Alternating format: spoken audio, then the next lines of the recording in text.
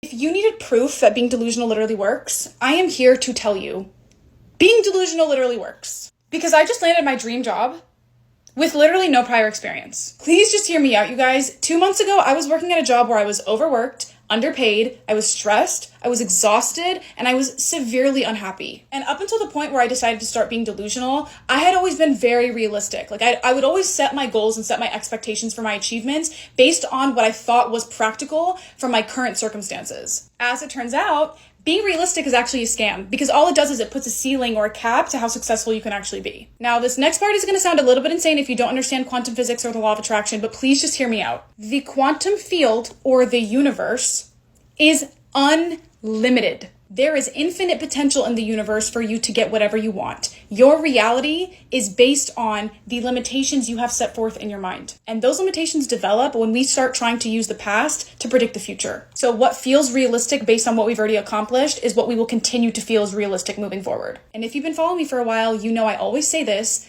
time isn't real. Everything is actually happening simultaneously all at once. But if you're always using your past experiences to try and predict how successful you're going to be in the future and your future achievements, that threshold is always going to be there. You're always going to be limited to how much success you've had in the past, as opposed to just creating new levels of success using your imagination. And as we know, your thoughts create your reality. So if you start using your imagination to conjure up new levels of dreams and new levels of success, that's how you're actually going to break out of that mold that you put yourself in based on what you think is realistic from your past. Start being delusional. Start believing that you are capable of experiencing grand success outside of what you've experienced before. Because if you're able to imagine it, it exists in the quantum field. You just have to align yourself energetically with that desire or with that desired state, and then you can experience it. And how are you going to align with something that you don't even think is possible? You have to completely break out of the reality you thought was possible and realize that there is infinite potential. You can actually have anything you want. It doesn't matter where you're at right now or what you've achieved before.